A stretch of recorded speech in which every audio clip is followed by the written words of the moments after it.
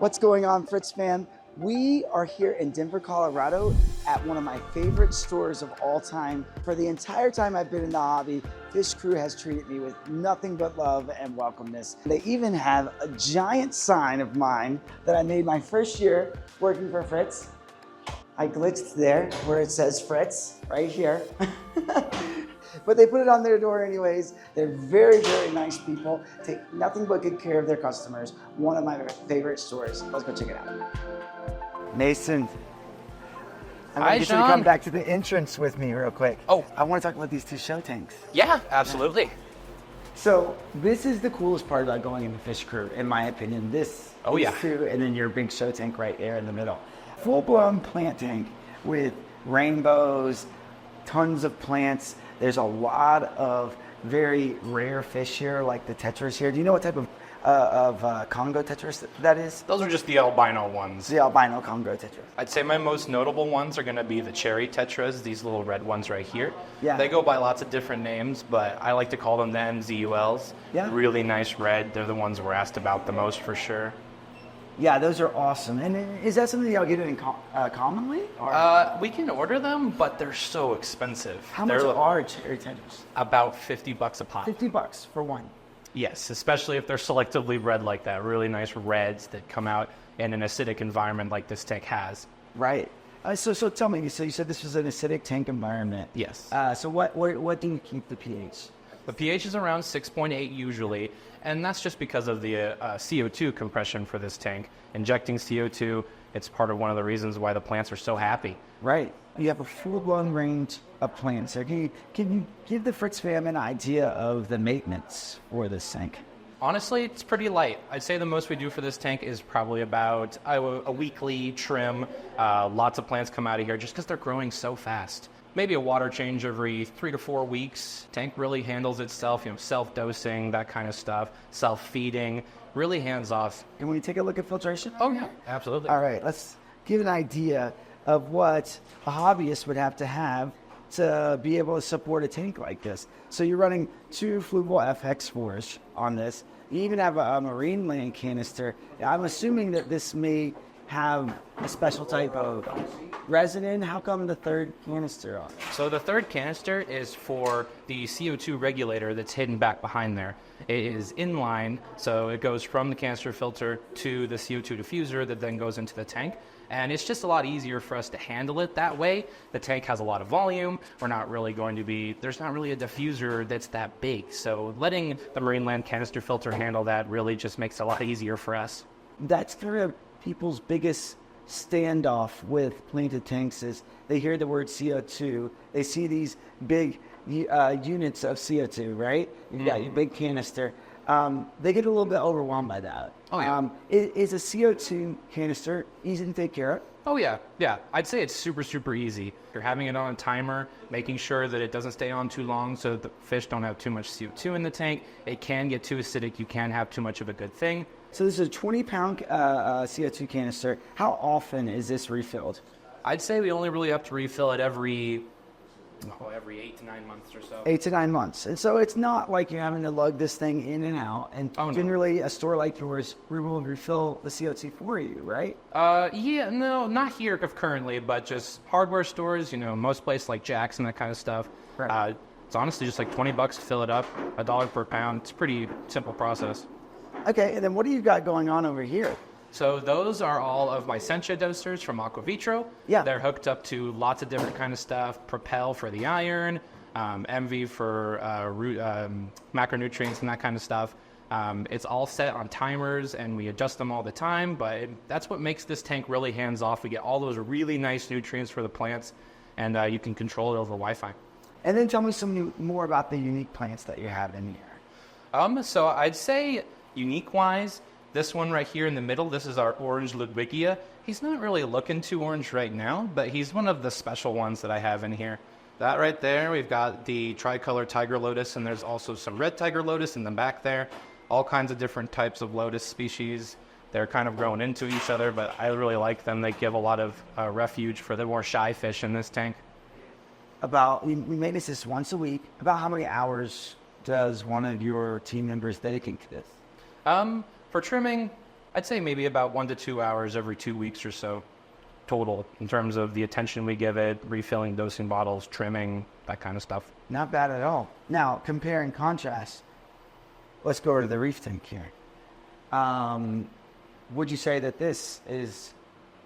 It's a lot more expensive. However, I'd say it's a lot more hands-off as well. Even more so, in my opinion. Just because corals grow a little differently than plants do, so you don't really have to do very much trimming.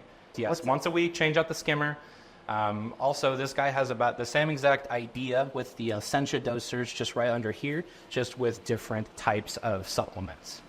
Very cool. A nice system, nothing too complicated. You're not overpowering it with the skimmer, and the aquarium looks amazing. So the most common maintenance we're doing to this tank is trimming the refugium, changing out the service skimmer cup. Right. That's about it. Nitrate and phosphate in this system is almost undetectable each time we test it. And that's why I like the refugium. You really just do get a whole lot less algae. I like how you can actually grow copepods inside of the refugium. That's one trick if you want to save some money on constantly buying copepods for your system. If you've got a mandarin goby, a scooter bunny, any type of dragon that some wrasses take in copepods, you can put some copepods down in your refugium and then just exchange a rock out every once in a while. Now, I would make sure that you don't have any caulerpa or phanomorpha growing on that rock. So I would try to put the rocks well below the algae line inside of your refugium, and then just kind of take it out, make sure you don't have algae on it, put it in the system because you don't want to get phanomorpha or caulerpa in your system, or it's just going to grow everywhere. So either the fish will eat it or it'll take off, and it's not something you usually want in your display, but to each their own. Interesting that you chose anemones. I've been coming here for years. I've always seen those rock flowers hanging out there, but they can get up and move on their own. If they like to. But like with other anemones, he just gets a spot that he likes, and he really likes it there, feeding him with our hands and that kind of stuff. Well, like you said, Fritz fam, this tank, speaking of saltwater reef, Mason thinks it's actually easier than a planted tank. So all of those that are intimidated by salt, it's really just kind of the expense of getting into the hobby. I think it's pretty easy to do so long as you don't confuse yourself by going to too many different places to get your advice. Got to keep your head in it. You can't slack on some things. I'd say that's just about as hard as it gets, just testing, making sure the salinity is okay. Mm-hmm. A lot of this stuff is automated, so that takes a lot of the time off our hands. But I would say this takes a lot less time than the freshwater tank does. Beautiful aquarium. All right, Mason, show me what else you got going on here at Fish Crew. Yeah. All right, Mason, as I walked through the store earlier, I did see that you have a sorority of betas. Now, I haven't heard it called a sorority of betas, but you used that, and Jimmy jumped right on and said, yeah, it's just a bunch of female betas. Interesting fact, do you know what a group of pugs is called? A group of pugs? I don't know that one. It's a grumble of pugs. And so that's really what you call a group of pugs. So I found it very appropriate. This is fun. A bunch of female betas is a sorority. Tell me about what you've got here. Mainly just a collection of crown-tail females right here. Mm-hmm. And the main thing with keeping females together is just, I'd say, space and concentration-wise, like how many you're keeping. The more you have, the more you are minimizing one-on-one interactions. The aggression is kind of spread out a bit more, but mainly, lots of plants, lines of sight, breaking them and that kind of stuff. Usually, it's pretty hassle-free keeping females together if you follow those simple rules. And you can keep them in a tropical community tank? Oh, yeah. Yeah, lots of other tank mates, tetras, rasboras. Another really interesting one is these double Y catfish. One that you see very rarely in the hobby. Same kind of idea, a bit more of a timid catfish, schooling. They're really something special. So not a tetra, but I like highlighting these guys. These are the panda garas. Oh. I have a bit of a preference to them. I keep a group of red garas myself, but they're just such interesting bottom dwellers, always up to something. They like to nibble on your fingers. They're the pedicure fish. They do. They eat the ones that are in the videos? Oh my gosh. You can just say that too. Can those give pedicures? Yes, they can. The doctor fish or the gara rufa, they eat a layer of your skin, makes it nice and soft. I like it when they come into the hobby though because they are a little mistreated sometimes because of that. Not a lot is known of them because they're not in the hobby as much as they should be, sexual dimorphism and that kind of stuff. So I take a lot of pride in, talking about them and having people keep them just because they're such unique fish. Maybe they don't want to clean people's feet for a living. Pretty much everything that you would need between cichlids, tropical community here, a fair amount of betas here, even some specialized here. So many choices of betas, so many varieties, fin shapes, and colors. We've got the dragon plackets. The nice white in contrast with the red is a really nice coloration. Galaxy kois are a really good one. This one is more of a common one with something like the black mustard gas. See, I used to have a mustard gas. Unfortunately, Colonel Mustard jumped out of my open top. All right, Mason, we just walked by a really cool feature. This is a really cool system that allows you to have different types of plants in each bay here. Looks like you're running some pretty high-powered lights on it. Lights they're the strong arm of this system in terms of keeping the plants nice and ready for sale and that kind of stuff. And a lot of plants just prefer that higher lighting. Yeah, I always like the shimmer effect that the Kessels create. Very beautiful light. Kind of expensive for high power. There's a lot of good pros for that con and that price. Yeah, very sleek design. Oh, definitely within the category that they're in, they're reasonably priced. They're fully adjustable as well in terms of color spectrum and brightness and stuff, so you can definitely do it to your liking, whatever scenario. This is something I'm assuming y'all can keep here in Denver, but in Texas we can't actually keep. So there's the bigger ones with the salvinia, and then we also have the duckweed. Yeah, so duckweed and salvinia are not allowed in Texas. Whenever someone asks them, I say, are you sure about that? They take over everything. I thought they were kind of cool. I kept it for a little bit. Kind of cool looking, adds a touch, but be ready to constantly be scooping it out. Now going into the last section here as far as livestock at Fish Crew is the saltwater. Now, it certainly makes as much or more noise than freshwater, but it's only 10% of the aquarium industry. There's 10 freshwater tanks to every 1 saltwater tank in the U.S. As far as maintenance, about the same as far as how much it challenges you. Exactly. A lot of the same things. There's a couple extra things to keep into consideration, but, relatively same skill set is needed. I actually started off in saltwater, and so I found freshwater to be a little bit more challenging. Freshwater can, There's some things about it that make it harder than saltwater. They both have their pros and cons for sure. You've got, a lot of variety of coral. You've got, acans, chalices, monis. Hey! What type of zoanthid is this? I already know what it is. I just want to see if you know. The zoanthid? Yeah. Are they 24 karat? Well. Are they old long? No. No. Well, I'm not going to tell you now. Yeah, that's it. A little more orange. A little more yellow. I feel like there's more black in this one. See, that's got like green on the inside. This is just black. All right, we're going to keep moving, and you let me know when you find that, okay? Look, she might have been right. Yep. All of the macroalgae here are cuttings from our own systems. Same with the Chaetomorpha. Just good offerings for refugium-based stuff. Yeah, and not too expensive, $6 to $12. Now, why do you have this all blacked off? What are you doing back there? So, at least with this system, we are downsizing our offerings just a little to account for the rising interest in freshwater and the declining interest in saltwater, unfortunately. Saltwater went down, it's bounced back many times over the years, so once it comes back, we'll welcome it back into these systems and have more saltwater offerings, but for now, we're going to keep the offerings small. Money's a bit more tight, and usually if the hobby is expensive, which this one tends to be, it's usually the first one to go. I think that freshwater is making a big surge into the U.S. All the aquascaping contests, Aquashella has a fairly large one, and then the international aquascapers are just the word is getting out there because of YouTube and whatnot. So, right. Yeah. All right. So you got one more elephant in the room here, literally an elephant in the room.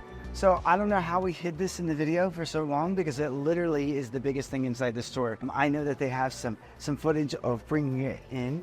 They literally took out those windows. It was quite the ordeal. So they built the whole store around this, right? Exactly. Owners wanted one really badly. How many gallons is this? So the display itself is 2,200, and then there's around 500 gallons worth of filtration in the huge double-wide sump that's underneath. Wow. Lots of water. What kind of eel is that? She's the tessellated eel, or more commonly called the leopard moray eel. Right. This one's pretty simple. I'd say there's a lot more involvement in this tank than just because of its sheer size. Right. But we do dedicate just about the entirety of each Friday cleaning it. You said Fridays? Yes, Today is Friday. indeed. So that means you're cleaning this aquarium? Yes. Should we help them? All right. You know, I was never afraid to help anybody. I'm very helpful. Keep working, do a lot of things for other people. So, you know, there's something that people say about me. These can be very, super dangerous. Yes. You can lose a finger with these. They are crazy magnetized. Right. They have to be very strong to get through that stick acrylic. Right. If they get stuck together without anything to pry it open, that's it. Yeah, Just send that's them it. back to get them demagnetized. They will not come apart. And these are very expensive magnets. Yes. So I'm going to hold this in, and you're going to hold that in, right? And you're going to put this in the aquarium, and I'm going to match it up. Yes. Okay. So you have it right here. Okay. You got your fingers out of the way? You ready? Yeah. Okay. There we go. Just like that. Wow. It's not so bad. It's not very hard to push around. Look at that. Comes right off. Okay. You're just going to time lapse me, Julie? Okay. So that is a bit of a workout. I think it was pretty difficult. So, you know, I give that Well done. a scale of hard jobs, maybe a 5 out of 10. You know, I didn't have to get my hands wet or get messy or dirty. So, all right. One other thing that I wanted to do before I left that Jimmy doesn't know about is that we are going to make him scape in your sandbox over there. Hand over the camera. You have to skate. No, come on, Jimmy. Let's go. What? Yep. Jimmy. Let's go. They have a little tiny dojo over here with some gravel. I've never seen gravel before. They usually have sand. All right, we have dragonstone, seer stone, and do we have any wood? Woods are over there. 10 minutes. Which ones would you like to do? You like spider wood or you like Mopani wood? Um, Mopani's my personal favorite. Then I'll go with the opposite. Okay. See. Oh, look at this. I believe this is UNS. Pre-made already. Just toss it on there and I'm done. Can I do that? Voila. Nice game. Is my bit over? Okay, we'll do the real thing. All right, so my designs, I always like tree stumps, so we're going to go with the tree stump look yet again. And we don't have much room to work with over there, so I don't think we can use these large pieces. And there's no medium-sized pieces. And there's no Sean-sized pieces. I don't like that. Too stubby. What are we eating? Little Caesar. Pizza. The sucky part about dojos is you can't do plant work. It all has to be in your head. Mason, I'll let you pick out the stones. So since we're doing a tree trunk look, use the cereal as ground cover. But this wood has a lot of contrast, a lot of light colors, and then that dark spot over there, it looks like it was burnt off or something. And then we get to hide the big old tag that's on there. So we're gonna cover the tags with the gravel. What do you think about that? What do you think about that? Zoom Ed. Sponsor me, please. Push everything in the back there. Kick up dust. Sean likes the effect look and to be a little dramatic. He's such a drama queen. I like that there's a little cavernous little spots that, you know, my Corys can go to, which we'll likely put Corys in there. See that tree trunk look? Yeah, the big piece in the middle and a bunch of little small pieces that go out like that. As far as these are really big, so I'm gonna smash them right here. So you have this side, not so much texture, but you flip it around, you got a whole mountain look. If it was me, I would smash this into a million pieces, but since we are at someone else's place, we're gonna try to use this. And since Mason likes the rock, we will use it. And then the other piece he chose was this giant piece here. When in doubt, symmetrical. Well, there we have it. Come over here, see what you think. I actually really like that scape. That's actually pretty dope. A little bit of advice, you probably have to soak this wood for a little while. That's gonna give off lots of tannins. But if you want a dark water tank, then just throw it in your tank immediately. But most likely it will float, so I would tie some rocks to it and call it a day. What do you think?